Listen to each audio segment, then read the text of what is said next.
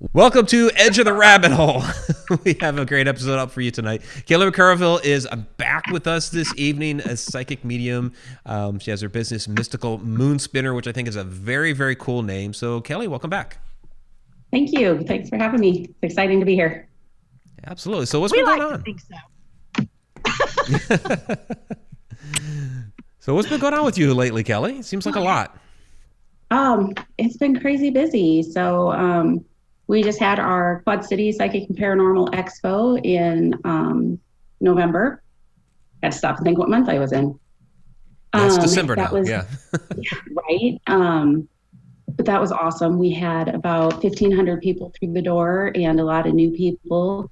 Had 68 vendors, I think it was, and so that kept me pretty busy. And then been rolling right into hosting a bunch of different events. I've got a public investigation coming up and an intuitive retreat down at the Mason House, and I've got a couple more things that I'm working on getting announced. So yeah, just constant going. Now, where are you located at? I'm in Cedar Rapids, Iowa. Iowa. Okay. Yes, Iowa. When's the retreat? The retreat is February 23rd. I had to stop and think. February 23rd. That's going to be at the Mason House Inn. It's sold out already. Mm-hmm. I had it posted, and within 2 days, I had one room left, and that room went by the end of the 6th day. I'd had received payment. So, oh wow! It did not last long at all. Isn't it going to be cold? No. So it can get chilly down at the Mason House on occasion, but actually they just redid their furnace. So she's telling me, and last time actually I was down there, it was hot. Oh, really? So, yeah. So they got it all fixed and taken care of. And I do stuff down there in the winter quite a bit. We just get the fireplace going, and it's super comfy. That would be nice. So, yeah. Now, I was just sitting there thinking, Iowa? Iowa, February. I don't know. This is a functioning bed and breakfast. So they go year round. So yeah. Wow. And they live there. So yeah, it's heated. And the only thing is it's got like 18-inch brick walls. All of the whole building's 18-inch bricks. So when it gets cold, it can get cold, but they got that all taken care of. So Judy Wilson is wondering what happens at the retreat. So at an intuitive retreat, what I do is it's 24-ish hours that we spend together, and I bring people in and I teach them different types of intuition. So we'll learn about pendulums, tarot cards, psychometry, mediumship, kind of just a variety of different things. And they'll get an opportunity to learn about them, to practice hands-on in the group setting with the other people who are also there. And then once we've had a chance to learn all of that, then they get to put it to use in a place that's very well known for spiritual activity. So we'll basically do like a ghost hunt or a paranormal investigation, but instead of just using the tools and the scientific equipment, they go in first with their intuition and they make all their notes and they do all of that, and then we'll back it up with the tools, which in my opinion is the way to do it. But now, when you do something like this and you bring in multiple people, each with their own special ability, do you find that people who, like, let's say I have this ability and you have this ability, totally different ability, but when we interact, especially in an area that is hypersensitive when it comes to paranormal activity, do you find that not only do your own abilities become enhanced, but that you can actually take on some of the properties of the other person's? Yeah, I think for everybody that happens a little bit too, because I mean, you've got this room full of people, and normally it's about 20 people is class size, and everybody's energy is intermingling. So yeah, you're going to pick up little bits and pieces of everybody else. And that the Mason House Inn is one of the few places that I am 100% completely comfortable to drop 90% of my guard down and be able to use all my energy and all of my abilities without having to be careful, because there's nothing there to be scared of. So yeah, I definitely am picking up those different abilities. But that's, what you were just talking about is one of the things that we'll talk about at the retreat, is that everybody has their different abilities. And this person might have strong psychometry, this person might be a strong medium, this person might be a strong sender or receiver. So it's nice to be able to kind of point out those differences too for people and say, you know, just because this isn't working for you didn't mean that this worked really well. Exactly. I think that that's something that we run into a great deal in this particular field is there seems to be a bit of a pissing contest, you know, or, you know, let's measure the willies, you know, and see which one is longer. Yeah. I love the fact that you're my ability is bigger than your ability. Come on. Exactly. You know, right? And, you know, again, I've been really lucky that we just don't really have a lot of that. I mean, that's the wonderful. We get at these retreats are amazing because they're very supportive of each other and they want to help each other. And I think it makes everybody a little more comfortable to see that other people are in the same spot as them, because you don't have to have any known abilities to come to these. You can be a complete blank slate and show up, and we're gonna work through all of it, because I teach it from the very beginning through people who do know what they're doing, just kind of say, hey, here's a chance to practice. But yeah, it's kind of like paranormal Disney World down there. There's so many different spirits and they love to interact with people and they're talkative. So it's a perfect place to do it. But with that said, I do host them some other places too. I've done them at Renwick Mansion in Davenport, which has been really good too. We've had really good response there. And one of the events I'm working on announcing is going to be a third location. So yeah. Yay. Right. Well, that sounds awesome. When can you announce that? Well, I'm trying to think if there's anything stopping me from announcing it now. I don't have the date 100% confirmed yet, but we're going to be doing one at the Granger House here in Marion. Oh, okay. Nice. Which is super cool. It's 1848, I think. It was built in 1848, Victorian middle-class house. And they've got the spirits there. The matriarch of the house is the one that's the most active, and she's super fun. So you'll have to let me know when that is. If I could make it to one, I would really like to. Oh, that would be super fun. Yeah. That would be super fun. Really, I'm thinking really it's going to be the first week of April is what I'm aiming for. Uh-huh. But I'm waiting to hear back from the gal in charge of all that. Okay. Y'all have to figure out the time frame of driving. And what does it, what's the standard fee, or is there a standard fee of coming? So, yeah, I try to keep it as reasonable as possible. I mean, yes, our time is valuable, but I want everybody to be able to afford this. So like the one that I'm doing at the Mason House on the 23rd of February, it's $75 per person, but that includes all of the workshops, the investigation, your overnight accommodation, breakfast in the morning. So, I mean, it's $150 for two people. You can barely get a hotel room for that. And you get your place to stay, plus all the classes, plus breakfast in the morning. So I try to keep it reasonable. Yeah. Granger House, I haven't figured. I gotta crunch some numbers still on that. That was just kind of an afterthought, because when I sold out the Mason House one so quick, I'm like, well, damn, I got to schedule another one. So heck yeah. Judy Wilson is wondering what kind of hauntings are going on at the Mason House. So the Mason House has got a set of what's called the resident spirits that are there all of the time. So they've got some of the original Mason family that are still there, like Mary and Fanny Mason. But the ones that I interact with probably the most, he's just a jokester. He loves to have fun. He loves to play pranks on people. He's the alpha male of the location. So his name's Harold, and he's one of the prime ones that we interact with. There's another one named Bart that also likes to have a good time with people. There's two of them are not Confederate, but two of them are Civil War soldiers. Some of them are teenage girls. There's about a dozen that interact on a pretty regular basis down there. It's quite a few. Yeah. It is actually. There's other ones that are there that kind of come and go, but they're the ones that's the family that lives there. I guess that's the way that I call it. They're my family that live at the Mason House Inn. Well, that's a good way to look at it, though. And I must say that I'm not that it matters to anyone out there, but I'm so pleased that you are having these experiments and these classes with people in what you would consider a safe zone. Oh, absolutely. Because let's face it, I mean, first and foremost, it can be dangerous. Secondly, it can scare the poo out of you. And Yeah. third, not every haunting has to be scary, for fuck's sake. Well, You and these know, ones aren't at all. Yeah. Nice So- interaction is okay. Yeah. But even knowing that there's nothing down there to be worried about, we still talk about protection. We still talk about, hey, before you sit down to do any type of intuition, or even just regular old ghost hunting, you need to put a few guards in place. You need to say, hey, nothing that means me any harm is allowed to mess with me, you know? So we do talk about that.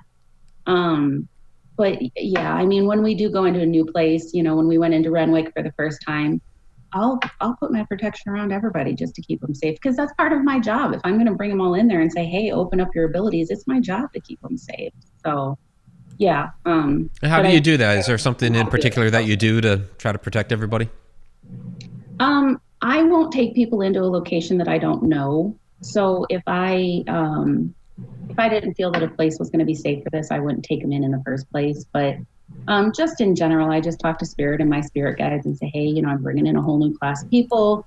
Please help me keep them safe, protect them. Don't let them get in touch with energies they shouldn't. Don't let them get in touch with too much energy. Because I think if anything, that's probably the thing that I see happen the most, is that they get overwhelmed with the energy, good or bad, that there's just too much of it. So, you know, kind of, we had that actually at our last investigation that we were down at the Mason house. It wasn't anything bad at all, but she was kind of allowing herself to experience it, and it got a little kind of overwhelming for her, and she got a little shaky on her feet. So, you know, at one point I'd asked her what was going on, and she said, well, I feel fuzzy, like vibrating, and it's like a little dizzy. And I knew it was just them interacting and she was experiencing it. But she started to kind of get uncomfortable, and I told them, guys, you're messing with her a little too much, back up, and she got better. So, but that's one of the great things about Mason House, is they will listen to that too. So Let's talk about that elephant in the room, though. You bring up a really good point, and I think what a lot of people don't think about, you know, the buzzy feeling and everything else. If you're somebody like me, I'm diabetic, and right. if I allow too much in, believe it or not, spiritual communication, especially internal, can drop your blood sugar. Right. You can pass out. You can get those little gnats with flashlights all around you, you know, and all that queasiness and everything. So you've got to be prepared, not only spiritually, but prepared, you know, granola bars, juice, something like that, you know. Yeah. And not negative. And we definitely feed people, I mean, when we're down there. So, I mean, or any retreat that we're on, I normally will tell them, you know, eat before you get there. But I also have snacks and stuff to give them while we're there, and make sure that there's always water available. And I just keep an eye on everybody and make sure that they're doing okay. And if they're not, I mean, I will be the first one to say, how you feeling? Or, you know, are you feeling okay? Because you look a little odd. So, Say the ghosts are supposed to be white as a sheet, not you. Right. Right? Exactly. Yeah. So we have a $10 super chat from Spooky, from Dawn. So thank you very much, Dawn Francisco, one of our Deep Down the Rabbit Hole Patreon patrons. She is now a super chat superstar tonight. She says, happy holidays to Haunted Road Media. Happy holidays to everybody else as well. So Happy dance. I do have a couple questions here. I believe these are both from Shana. You know, first, Kelly, what do you define yourself as far as a psychic medium? And then secondly, if spirit guides are seen or felt by outsiders rather than just the people, or I guess are spirit guides seen or felt by outsiders rather than just the people they are following? Okay. So I am, I mean, the short titles are I'm a psychic medium. My primary abilities is, well, I'm an empath, but a lot of people are empaths, and it's honestly one that I keep reined in pretty tight because that one can be overwhelming. My biggest, strongest ability is just cognition, claircognition. So I know things. When I start tapping into things, I just know things that I don't have any reason to know. And I do have precognition. I know things before they happen, postcognition after they've happened. The medium obviously is the ability to speak to people who have passed over. I can do past life readings. I kind of always refer to myself as like a mutt because I can do a little bit of everything. Yeah, a little bit of everything, but the claircognition is probably the biggest thing. Mm-hmm. I just know. Heinz 50 psychic. Right, right. There you go. Nice. T-shirt. Second question. Remind me. Sorry, I have a short memory. Are spirits guides? Oh yeah, Are they seen, felt by outsiders rather than just the people they're following? Yeah. Yeah, you definitely can. I mean, depending on the strength of the spirit guide, and they're always strong, but depending on if that's a time that they're like trying to make themselves known, or, you know, if Vanessa's spirit guide is trying to talk to her and Vanessa's not paying attention, I may very well feel that because like their energy is amped up right then, or if I'm talking to somebody and there's like messages that the spirit guide's trying to help them with. So it's definitely a possibility that you can experience other people's spirit guides. Again, unlike these intuitive retreats, it's not unusual at all to kind of sense that because you're opening yourself up to those experiences and we're all sitting around a table right next to each other. So, yeah, people have picked up on other people's stuff before. I think it just kind of depends what the situation is. But yeah, absolutely you can. A lot of times when I'm doing readings for people, part of the information that I'm getting is coming from their spirit guides. May I ask you a question about one of my guides? Yeah. Okay. I've asked this a few times. Mike knows this, but you know, most people can't give me an answer, and I would love one. Try. Yeah. Saint Germain is one of mine. Okay. An opinionated, protective. Yeah. Has an evil streak. If Right. somebody's messing with me, And likes to pop up at the times when you would rather not be there. yeah. What do you think about? I mean, everyone always thinks of spirit guides as these angelic, Oh God, no. wonderful watch around. Mine's a bitch. Yeah, and I mean, I got one who you know has been considered a vampire by people. You know, I mean, because technically it's Dog Saint Germain. Your spirit guides they have their own personalities. I mean, technically they're not still people, obviously, but they still have their own personalities. Mine's a snarky bitch, and she has to be, because if she was one of these mild mannered, now Kelly, I really think you should, I would totally ignore her. She's going to get in my face. She's going to tell it the way that it is. And she is very ornery about it. And like, I'll be doing readings for people and I'll be telling the person something that I need to hear as well. And she's standing there going, do you hear what you're saying? You're listening to what you're saying, right, Kelly? You know, leave me alone. I dropped mine to drink. Maybe mine would be more fun if she would drink. No, she's amazing. Don't get me wrong. She knows when I talk about her like this, it's meant with love. But no, she has to be that way because she's got to be strong or I'm never going to listen to her. So no, your spirit guides are exactly what you need them to be. And it's not to say that I don't have the spirit guides that are going to come in and comfort me when I need that more nurturing, you know, or when I need someone to cry on their shoulder. That's maybe not my normal spirit guide, but that's okay because that's not necessarily what her role is. The role that I need 90% of the time is her. So yeah. I think that's just a big misconception with people. They expect angelic, and sometimes what they get is ass kickers. Because I talk to people. And I talk to people about that a lot, actually, because they're like, well, how do I know if I'm interacting with my spirit guide? Shouldn't I know? And I'm like, you guys, it's not this experience. It's just not. It's going to be somebody talking to you like we're talking to each other. So it's not this big white golden light earth moving experience. It's the person who's talking to you with whatever personality they have. The heavens are going to open up. The angels are going to come down and circle you. And yeah. I'm fairly certain I've been called bitch a couple of times. Oh, I most definitely have. Oh, yeah.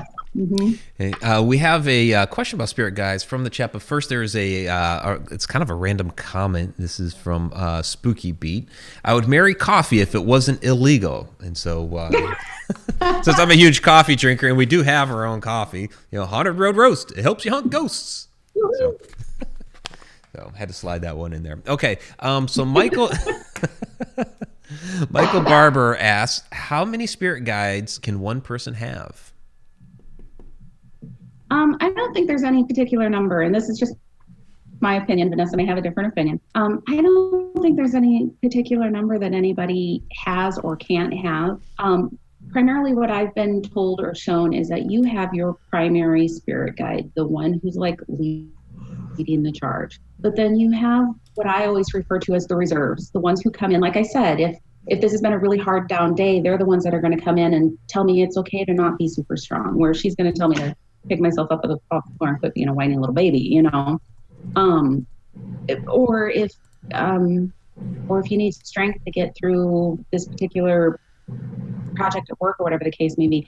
You've got these different guides that I just call them the reserves because I don't know what else to call them, that are going to step in at the right times.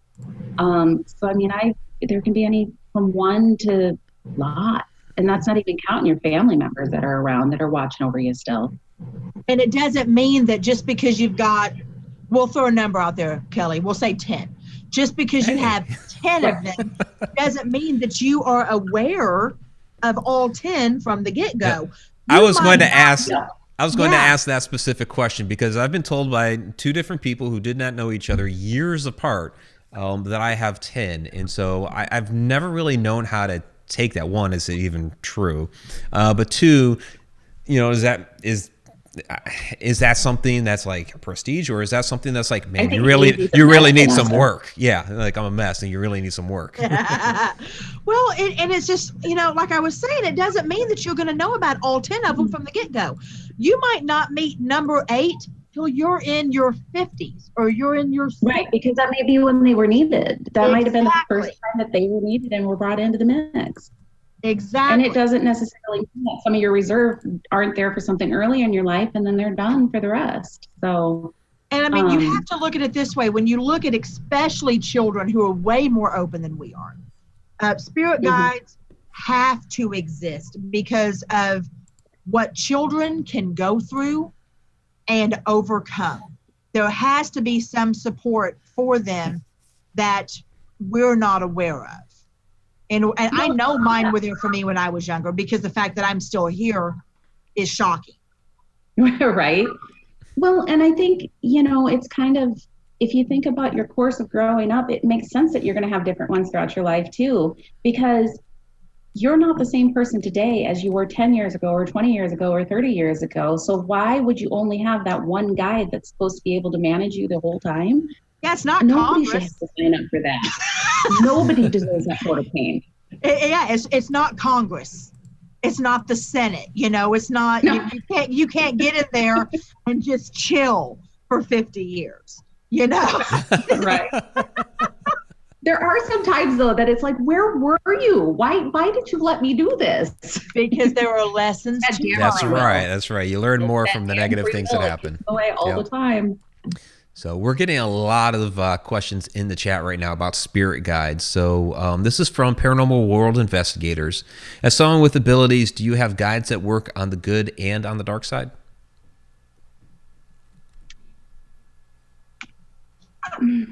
I am going to answer that a little different, I guess, than probably some other people would. I've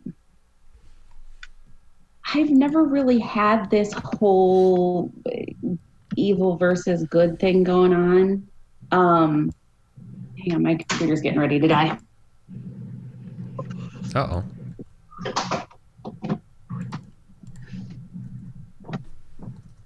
Hey, leaving us all in suspense here. Sorry. Hopefully that not a problem. Charged it back up.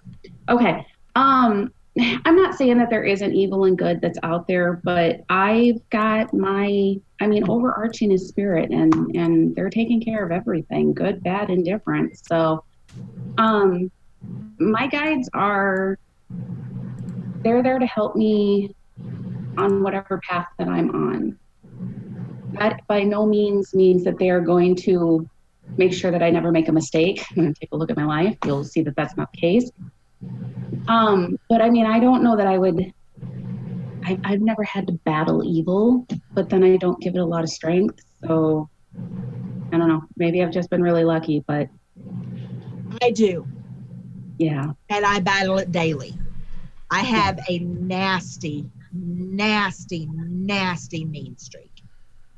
And I keep my temper at bay, and it's not easy. Well, and if that's what you mean by helping with the dark side, oh hell yes, because Yeah. I can be your best friend or your worst nightmare. So if that's what you mean, oh yeah, I've got guides that are definitely there to remind, and she will. So I mean, my there's that primary inner one- demon that's guides lurking. fight. Right, exactly. Yeah. So My the guides biggest fight. demons I've ever run into are my inner demons. So Yeah.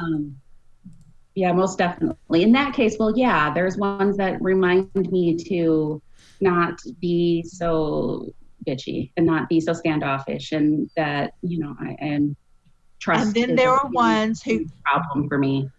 Then there are ones who say, you know what, it's time to take up for yourself. And if you got to open up a can to slap a bitch, feel free. Yep. And they are definitely there sometimes to say, you know what, it is time to put your foot down and stand up for yourself and be damned for the consequences. So, As long as you accept your own karma. And I do. I'm sure you do as well. Absolutely. So, this is from Michael Barber. Our spirit guides given to us at birth. My understanding, what's been explained to me, is that we have our primary spirit guide is usually one that is with us throughout our entire lives, unless we have changed so much that we need a new primary. But I think kind of like we were talking about with that spirit guide family, with that reserve team, there's probably different ones that step up at different times to be the one in charge at that time. So, but I mean, my primary one, she's been with me since I was a teenager. So, and I'm not saying that she wasn't with me before that. I don't remember. I shut my abilities down for quite a while. And when I was a little girl, I wasn't paying attention because I didn't realize it was anything different than normal. I think one good way to explain it to people so that they understand a little bit better is, let's look at spirit guides like Roman or Greek gods. Okay? You have your one patron who is your patron saint or patron god or whatever. And then if people do any type of research on Roman or Greek gods, they will understand each god has their purpose. Right, exactly. One has the one thing that they kind of oversee. And if you look at your spirit guides in the same way, you might have one that helps with personal decisions. You might have one that helps with retribution. You might have one that helps with emotional issues. Each one can kind of not control, but help. And they can guide. That's the reason they're called spirit guides. They can guide you a certain direction. Doesn't mean that they have any control over it, though. Exactly. But that's kind of a good, easy way to look at it. Right. Yeah, that's a good explanation. Very cool. This is from Dawn. Are you aware of a spirit guide that is shared by 2 or more people? And I'll piggyback this one from Betty Lange because they're kind of similar, or at least related. And Betty asks, can a spirit leave you and become someone else's spirit guide? I think that kind of goes into that reserve category again. I don't know that your reserves are always with you or that they're always just assigned to you. You know, I think that sometimes they step in when they're needed. So maybe I'm going through a situation where I need them right now, but next month, Mike, you're going to be going through something, so they come and they help you. Or, oh shit! What am I going through? Don't you want to know? I can't tell you. That's all right. Next week. We'll talk next week when all hell breaks loose. Right. I'm kidding. By the way, totally. I'm just joking. But I think they can also help even if they're not yours. I mean, I know that there's been times that a friend or somebody that I know will be going through something, and I will ask my spirit guide, go help them, go give them the backbone they need to do whatever it is that they needed to do, you know. So I absolutely think that your spirit guide can interact with another person and help out in that situation. And in that case, that my spirit guide would become one of their reserves for that moment. Okay. Hey, we have a $10 super chat from Tom McNicholas. He says, need to find my spirit guide. So thank you very much, Tom. Appreciate that. Okay. This is another one from Michael Barber. If someone is not tuned into spirits, how will they know who a spirit guide is? And actually there's one. Yeah, and actually there's another one here from Diane Hilbert, our fairy queen, which is very similar. How do you know who your spirit guides are?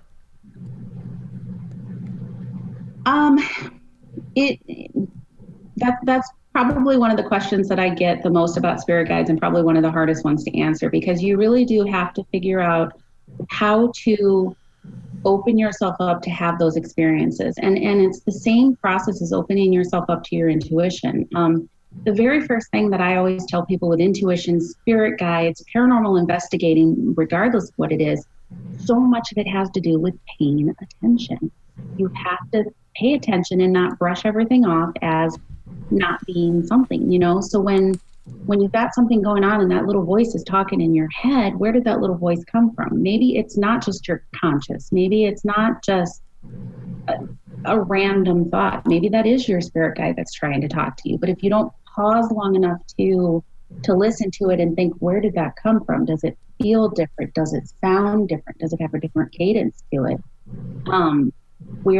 Where am I hearing it from? And I know that this sounds absolutely crazy, and I tell people this because I think the biggest thing with all of this, again, whether it's intuition or whether it's ghost hunting, people feel crazy when they say, well, I'm experiencing this. So I tell them the things that make me sound crazy, because maybe it will help them not feel so crazy and understand we all kind of do that. But when my spirit guide is talking to me, right here, that's where I hear it.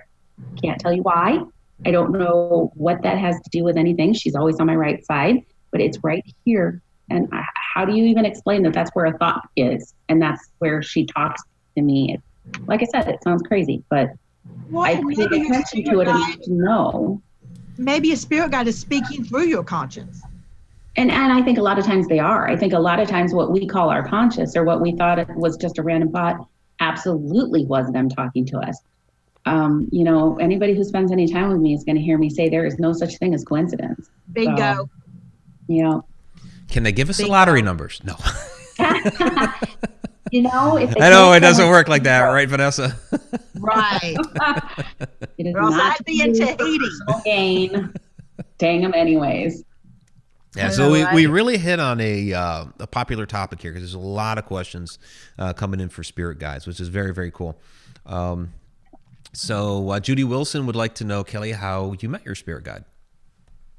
I started listening to her, and I started paying attention to the messages, to the thoughts that were coming to me, and just paying attention. Did it feel like mine? Did it feel like it wasn't mine? There are definitely things that you can do to try to meet your spirit guide. There's meditation is the easiest for me, especially guided meditations. And guys, you don't need to pay big bucks to do this. Go out to YouTube and search guided meditation to meet your spirit guide. There's a million of them out there. And then you just have to be able to open your mind to meeting that person and understand that they may not be what you expect them to be. And it's not going to be this angelic experience like you get. It may be, maybe. I'm not going to say nobody's going to have that, but it'll really be kind of like meeting a friend, and they'll feel familiar, like you know them, because you do. But yeah, I would definitely suggest starting with a guided meditation if you want to meet them yourself, or you can always go and have a reading done with someone and they can help introduce you to them, because sometimes just having that introduction made makes a person's mind think, oh yeah, well now I can connect with them better. Well, and I don't know that I believe that, but people feel that way. Yeah. Mind over matter sometimes. I'm going to take the glamour out of it, y'all. I just meditated last night for the first time in probably over a year. A real full meditation. And you want to know what my super I'm into witchy shit self did? I sat on this couch in my jammies. Mm-hmm. I turned YouTube on to a meditative music station, no lyrics, for focusing and positivity. Turned the computer away from me so I couldn't see the light, and turned my TV on to Netflix with the fireplace and shut off all the other lights. And that's all I did. And I sat with an amethyst in my left hand and a rainbow obsidian in my right. And one of the things that way for 20 minutes. Yeah. And one of the things that I say about meditation is the same thing about, we said kind of with spirit guides. meditation, when somebody first suggested meditation to me, I was going through some stuff in my life, and they said, well, you just need to meditate. And I about went across the table at them. But because they're like, well, just clear your mind. Well, I can't clear my mind. That doesn't work, you know? And that's why the guided meditations help with me. But I really expected meditation to be like this haze, this moving thing. It really isn't.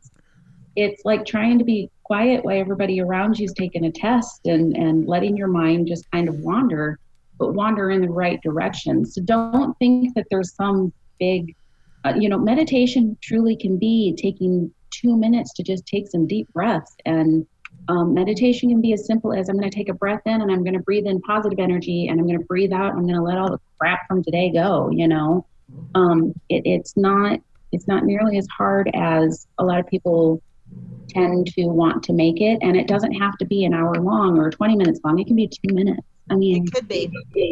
When I first became a single mom, I had 4 kids under the age of 12. I was working full time. I was driving 2.5 hours a day to and from work. It was hectic. And every day when I got home, I would take 3 minutes and I would go upstairs to our bathroom because it was the only door in our house with a lock. And I would lock the door and I would meditate. I would breathe for 3 minutes before I went downstairs and dealt with kids, because I didn't want to bring that pressure of work and the drive and everything else home to the kids, because at that point I was all they had. So I needed to not be psycho. So, yeah. That's true. Now, if anyone's wanting to do like not a past life regression, but a meditation that does kind of lend itself to that arena, the one that I have found that works really, really well is laying down in the darkness, and you have to memorize the chakra colors. Yep. And the numbers. Yeah, rainbow. And you start from 7 and go to 1, and you visualize the number in that color coming towards you in the darkness. And you go through it maybe 2 or 3 times, and bada bing, bada boom, there you are. And that works really well for me. And by the time I get to color 3, I'm asleep. But that's okay, because everybody says that. It's like, it's okay if you fall asleep. It's like, well, I didn't get to do what I wanted to do. I just fell asleep, which I do every day. But are you sure that you didn't get to do what you wanted to do? Because when you're asleep, your logic gets out of the way, and that's when they can talk to you the best. Yes. So that's when I saw my first one of my deaths. Yeah. Was when I did that. So well, I did see that, but that was when I was a kid. So I don't know. And it was funny that you said the colors, Vanessa, because when I'm trying to do a meditation, they're like, well, clear your mind. Well, I can't clear my mind. I cannot get it to stop completely. So I found that I'll start working through the colors of the rainbow, because it's something that I can do without having to think about it. So I'll just start picturing red, orange, yellow, and it's enough to keep my brain off of, when you get home, you need to do A, B, and C. But it's not so much that it can't let the other stuff through them. So exactly. Yeah. Something to focus on is key. Right, exactly. Yep. Which is why I like scrying. That's super fun, because it gives you something else to focus on. Or candle magic is the same thing. I mean, all you're doing is putting intentions on that candle.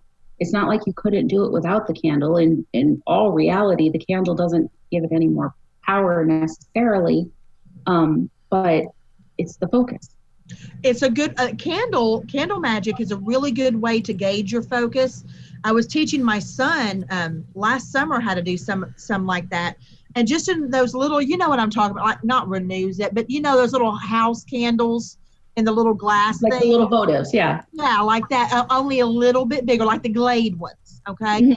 Mm-hmm. I was showing him, we were sitting at the table, and I was showing him how he can raise and lower the flames, and it kind of shocked him, because in one of those little Glade candles, I had that bitch up about 6 inches on a flame.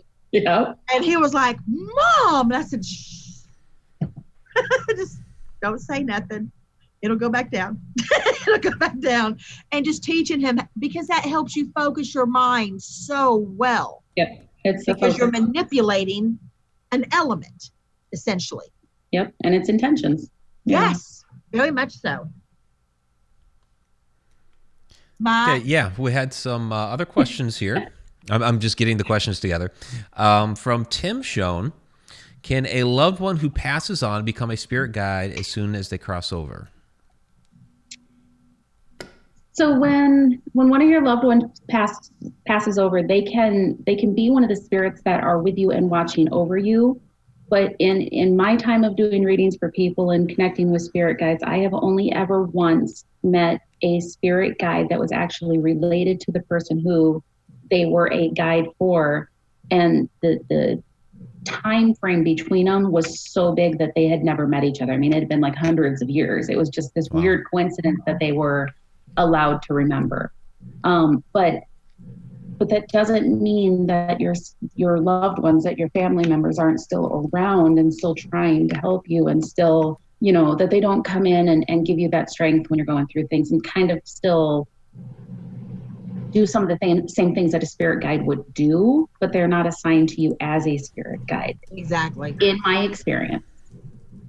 Yeah, my grandmother's with me. So they can be, but they're not necessarily.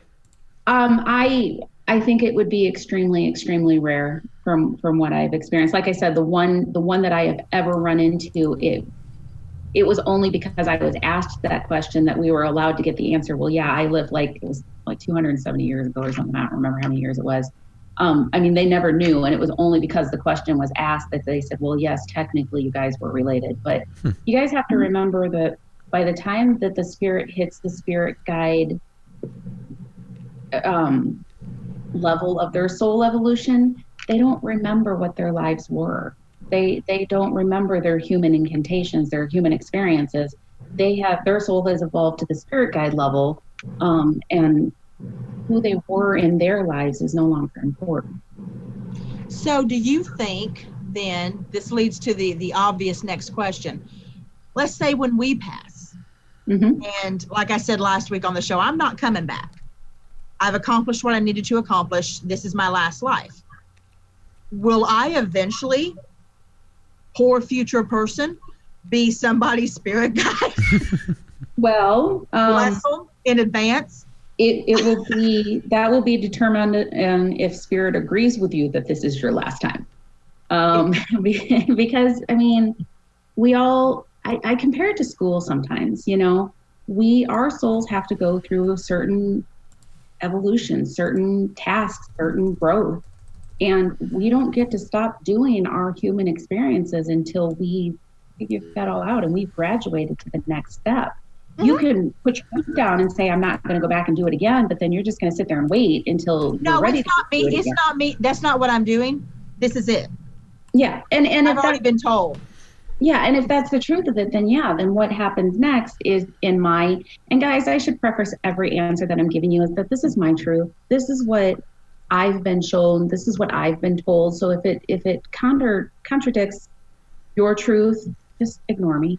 Yeah, Shana threw a comment in the chat there.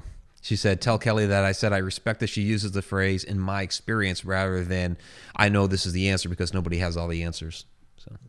Nobody has the answers. We're not going to have the answers until we're back in the spirit realm. And by the time they throw me back into a body, I'm not going to remember it anyways. So, nobody knows for sure. This is my truth. This is because I have the same questions they have. So when I get a chance, I'm asking the questions too, and so this is what I've seen, what I've been shown, what I've been told through the different readings that I've done and the connections that I've done with them too. So yeah.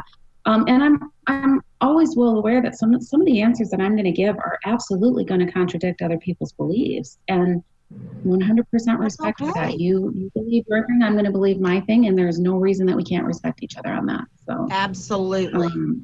But I don't remember what the question was. Can we become spirit guides for others in the future? Oh yeah, absolutely. At some point, that's the goal. The goal is to do your human experiences and get to the point where they say, Vanessa, great job. You've mastered the human experience. Now your role is to become a spirit guide for others and help them master their human experiences. And there's a soul evolution for spirit guides as well. And there's a next step above that. And then they go through their soul evolution. And then there's a next step above that. And my understanding is that eventually you become part of the collective consciousness again, and you become part of the overall energy again. We're always connected to it. We're always tethered to it, but at some point you've done your soul evolution. You've graduated, you end all be all, and you're part of that higher power. And at some point, and this is still a concept, this is newer information to me still, but at some point they say, okay, time to start over so we can keep things going. So it's like the collective consciousness, like the Akashic records. Yeah. Okay. Yes, I'll be like the candy striper of the Nice. Heaven help whoever I become a spirit guide for, because I'm gonna so be her. Yeah. What the hell were you thinking? Right. Pretty much. So Pretty much. from Sharon Lane, can spirit guides connect with us or connect us with other like-minded people and their spirit guides? I think that they can help. I think that we, there are certain people throughout our lives that we are meant to meet. We have our soul families. And so there are definitely certain people that we are meant to meet throughout our lifetime. And they can help guide you, spirit guide. I always stress that, spirit guide. They can help guide you in a certain direction, but they can't control anything. But yeah, they can definitely give you nudges in certain directions to try to help make those connections. They can try to give you nudges to help break those connections. So they can help. But I think there's some souls that we're just meant to meet throughout our lifetimes. And I think a lot of people think that because we're meant to meet them, that it's supposed to be all flowers and candy. Yeah, no. That's not, Not true. always. Sometimes we're supposed to meet assholes. Sometimes they are meant to come into your world, to rock your world, to ruin your life, so you can pick yourself back up and figure out how to do it better next time. Exactly. And it sucks. Exactly right. It sucks. I think the funniest thing, and Vanessa, I don't know if you get this either, but they think because we can do what we can do, like our lives are perfect and we never make mistakes. Please. If that was You mean they're not? Oh, God, no. God, no. I put my queen of mistakes crown on me right here. Well, and I look back and I'm like, it's kind of like I was just saying, she's like, what the hell? Yeah, what the hell was I thinking? Why did I not pay attention? Why did I allow that to happen? Well, because guys, I have free will and I make stupid choices too. Well, and also there are, in every stupid choice, in every joyous moment, there is a lesson to be learned, period. It doesn't matter what it is. It doesn't matter. It doesn't matter how hard the moment was, how painful it was, how happy it was. There's something to take away from it.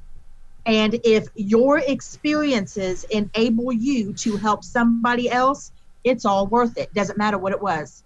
Right. Yeah. And it's hard sometimes, I think, to remember when you're going through the tough stuff, when you're going through the hard stuff. It's tough to remember. Yes. This is happening for a reason, and you just got to hang in there, and hopefully you'll figure out that reason. I have to tell myself that every day.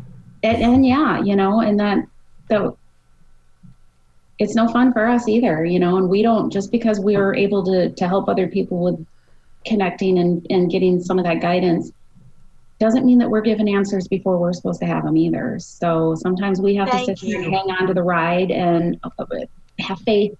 Faith sucks. Faith is hard. But sometimes we have to sit and hang on and have faith that we'll figure it out. We'll see why we had to go through the shit show we just went through. And thank you for saying that, because I think a lot of people think that because we can read others, that we can read ourselves. No, not only can we not read ourselves, we're the hardest people for anyone else to read. Yeah, no, and it's so frustrating. It is so frustrating. And I can sit in a room full of people and I can tell every person in that room something that's going to happen in their future on the path that they're on right now. I can say this. No, it's like blank wall. Somebody walked up to the chalkboard. No, you can't see that. Exactly. Come on, that's not fair. How about a little guidance? Just, can I have some advice? Just a little nugget, yeah. Flying by the seat of our pants, y'all. Flying by the seat of our pants. It is so frustrating. It is so frustrating. I love what I do. I love the gifts that I've been given. I love being able to help other people. But if I had to say the one part of it that just chaps my hide, that would be it. Yep. Agreed. So we got a couple more questions here, and then we'll wrap up. So Betty Lange is wondering, can a person who commits a crime have spirit guides?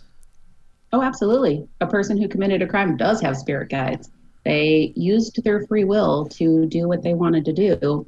And They probably weren't listening to their guides, right? Not necessarily. Yeah. And I mean, and maybe depending on what, destiny and life paths are always a fun topic because you have your free will. You can adjust your path. You can make choices to try to change those paths. But I firmly believe that there are certain things that people are going to experience in their lives, no matter what decision they make. It may just be they chose this path to get there or that path to get there. But ultimately, there are certain things that we're meant to experience in our lives that regardless of what path we take, we're going to get there still. I think sometimes, too, people are brought in to do the bad things, that may have been part of the lesson that they were assigned this time because the other person involved had a lesson that they had to learn too. And the thing that I would give an example on that is, think of a newborn baby who's abused and they die. What the hell did that baby do that they deserved that? Right. Well, maybe that was their soul contract for that experience that said, hey, you come in, we need you to play this role this time because this person needs to learn a lesson. Mm-hmm. This person has this experience that they're supposed to have, so we need you to fulfill this soul contract this time. And next time that pays off some of, your debt. I know that doesn't sound right, but there is such a thing as karmic debt. Yeah. People assume karma happens in 2 weeks. It does not. Oh, God, no. No, some of them I'm still waiting to watch for that karma to come. Uh-huh. And it might not happen till the next lifetime. Sometimes I want to reach out and say, karma, you missed somebody. Come on. Well, and it's talk about raving in the bitch, right? I know, right? One other thing that people don't realize is that those horrible things that happen, like you talk about, a soul contract and stuff, that is part of the balance. Right. We have to have it. As horrible as certain things are, it has to happen because that is part of the balance in this world. That is how things are kept as even as possible. For every absolutely horrible thing out there, there is something wonderful. We just don't hear about the wonderful as much, but trust me, it's happening. And if life was all sunshine and rainbows, what are we going to learn? There is no such thing as a utopia. No, not or at all. Or a dystopia. Well, you learn more from the negative than the positive anyway. I mean, it's great when positive things happen, but those negative events that happen, they stick with you. And, it's like, you don't learn to not touch the burner on the stove if you don't get burned at least once. Right. Exactly. Well, and everybody's quicker to point out when something goes wrong, too. I mean, think about everybody's had a muggle job at some point. They'll be the first ones to come up and say, hey, Kelly, you screwed this up. But how often do they come up and say, Kelly, you did this really well? Exactly. People just, it's not as common for people to come up, or spirit even to come up, or for us to pay attention when it does happen to somebody saying, hey, you did this really well versus, oh man, I really screwed that up. I hold myself to some pretty high standards and a lot of self-accountability, and the expos are a great example. This last year we had 4 expos, and we had one that it was by no means bad. We still had 1,000 people through the door. It was not bad, nice. But it wasn't what we're used to. And I start picking myself apart and figuring out, what did I do wrong? What could I have done different? How can I fix this? What did I do wrong? I went back to that 1,000,000 times. I didn't do anything different. I didn't do anything different. And I had to step back and say, I can't control everything, but it's hard because rather than focusing on the fact, and somebody actually stopped me and said that, they're like, Kelly, this is your 7th year of doing expos. You were due 1 bad show and it wasn't bad. And I'm like, well, yeah, but, and they're like, no, but stop, you were used to but I focused on that one because it didn't turn out quite what we expected, rather than 7 years worth of really good expos. True story. It's how people are, especially me. I'm brutal. Speaking of expos, you have a number of things coming up here. We're getting down towards the end of the show. So what all's going on? So for our expos, for anybody who hasn't heard of them, I and Pat Kraft host the Psychic and Paranormal Expos throughout Iowa so far. So we have our first show is going to be March 2nd and 3rd in Waterloo, Iowa. And then we have Dubuque on April 13th and 14th. Cedar Rapids is the last weekend of July. Ames is the last weekend of September. And the Quad Cities is November 16th and 17th, I think. If any of those dates I gave you don't fall on Saturday and Sunday, they're the wrong dates. Right around there. So we've got 5 expos. The Waterloo Expo is new this year, so we're kind of excited to get that added. And in my plans of things that are coming up, I will be adding more expos as I go, and most likely branching out of Iowa. So kind of excited about that. I'm going to be at a couple of those, by the way. Yes, you are. You're going to be in Waterloo with us and you. So yeah, thank you for inviting. Absolutely, we were super excited to have you. So, yeah, we're growing the family, and it's interesting because we've been in the metaphysical side, and we've had the paranormal involved in it all this time, but it's getting bigger and bigger and more popular all the time, and meeting awesome people. So, getting to get you into an area where maybe they wouldn't have met you previously. It's like, hey, this is awesome. So it's super cool to be able to let everybody meet you guys. So yeah, it'd be great. Yeah. So, and then before we wrap up, Mystical Moonspinner. So it's a very cool name. So what's Mystical Moonspinner? So my mom will be the first one to tell you that I stole the Moonspinner name from her. I was a girl. Moonspinner is actually, it's an old legend. And it's basically about how your destiny is casted out on a pond in the reflection of the moon. And as you go through your life, you're spinning in your destiny and experiencing everything. So I think that's how the legend goes. And she had used that name when I was a little girl, and I always logged into things as her, and it kind of stuck. And now I'm Moonspinner, and she'll have to figure out a different name. But yeah, so for the longest time, I'd had it as psychic readings by Moonspinner. But I mean, obviously, I've kind of progressed out of just doing the psychic readings with the paranormal investigating and the intuitive retreats and the expos and everything. So updated the name. I don't even remember when I changed it. A little over a year ago, I think, and finally got around to updating my website. I hate updating my website.